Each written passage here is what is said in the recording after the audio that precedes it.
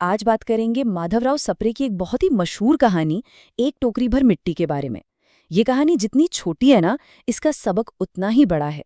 तो चलिए मिलकर समझते हैं इसमें छिपी गहराई को। अब सवाल ये उठता है कि आखिर एक मामूली सी टोकरी भर मिट्टी किसी के किए गए अन्याय का असली बोझ कैसे दिखा सकती है। कहानी की शुरुआत होती है एक अमीर और एक गरीब के टकराव से, लेकिन इसका जो अंत है ना, वो एक बहुत गहरा सबक सिखाता है। तो कहानी में आमने सामने हैं दो दुनियाएं। किरदार दो हैं, रहते भी आसपास ही हैं, पर उनकी जिंदगी में जमीन आसमान का फर्क है।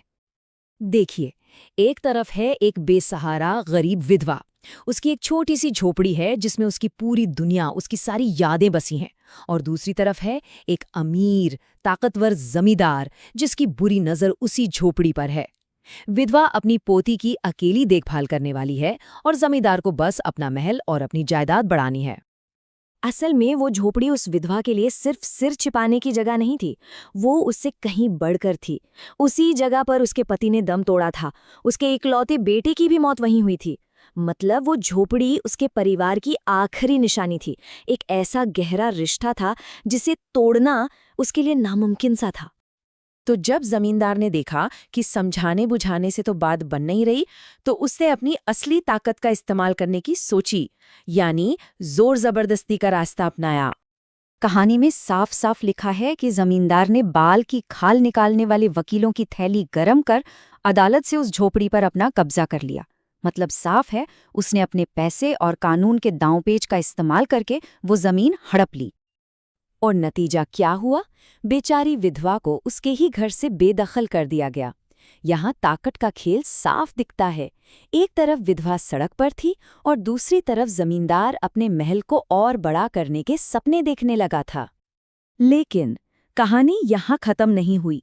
कुछ दिन बाद वो विधवा लौट कर आती है, पर इस बार वो लड़ने नहीं आई थी। वो एक ऐसी हैरान कर देने वाली विनती लेकर आई थी जिसकी किसी ने उम्मीद नहीं की होगी। वो जमींदार के पास जाकर बताती है कि उसकी नन्ही सी पोती ने खाना पीना बिल्कुल छोड़ दिया है। वो कहती है कि बच्ची बस एक ही जिद पर अड़ी है कि अपने घर चल, वहीं रोटी खाऊंगी। और फिर वो अपनी वो अजीब सी गुजारिश करती है। वो कहती है, मैंने सोचा कि इस झोपड़ी में से एक टोकरी भर मिट्टी ले जाऊं और उसी का चूल्हा बनाकर रोटी पकाऊंगी। मुझे पूरा यकीन है कि तब वो खाने लगेगी। सोचिए, वो बस एक टोकरी भर मिट्टी मांग रही थी, इस उम्मीद में कि शायद अपने घर की मिट्टी की महक से उस बच्ची को थोड़ी तसल्ली मिल जाए। अब पता नहीं क्यों, पर जमींदार के दिल में थोड़ी दया आ जाती है और वो इजाजत दे देता है। और बस यहीं से कहानी अपने असली और सबसे जबरदस्त मोड़ पर पहुंचती है। तो विधवा फटाफट अपनी टोकरी मिट्टी से भर लेती है। फिर वो जमींदार से कहती है कि जरा इसे मेरे सिर पर रखवा दीजिए।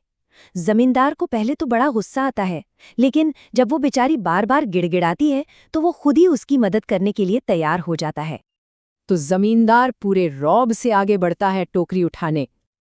लेकिन ये क्या, वो अपनी पूरी जान लगा देता है, पूरी ताकत झोंक देता है, पर वो टोकरी जमीन से 1 इंच भी ऊपर नहीं उठती।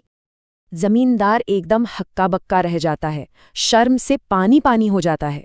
वो मान लेता है कि उससे ये टोकरी नहीं उठेगी। और बस ठीक इसी पल वो विधवा उसे वो सबक देती है जो इस पूरी कहानी की जान है। वो बड़ी शांति से कहती है, महाराज, आपसे तो ये एक टोकरी भर मिट्टी नहीं उठाई जा रही, और इस झोंपड़ी में तो ऐसी हजारों टोकरियां मिट्टी हैं। उसका भार आप जिंदगी भर कैसे उठाएंगे?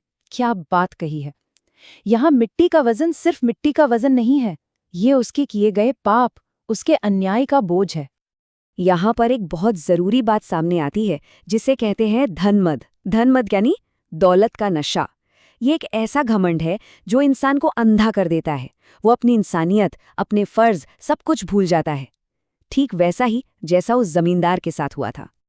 उस विधवा के सिर्फ चंद शब्दों ने जमींदार के घमंड को चकनाचूर कर दिया। उसे अपने किए पर बहुत लज्जा आई, बहुत पछतावा हुआ। उसे पहली बार अपनी गलती का एहसास हुआ, उसे आत्मज्ञान हुआ। कहते हैं ना, उसकी आंखें खुल गईं। बस वही हुआ। एक पल में सब कुछ बदल गया।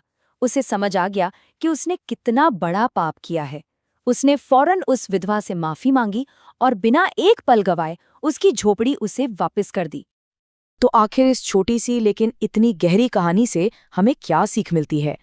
सबक बहुत सीधा और साफ है। किसी के साथ किए गए अन्याय का बोझ किसी भी असली वजन से कहीं ज्यादा भारी होता है।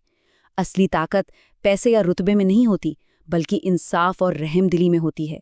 ये कहानी हमें यही सिखाती है कि हमारे हर काम का एक नतीजा होता है, एक वजन होता है, जिसे हमें जिंदगी भर ढोना पड़ता है।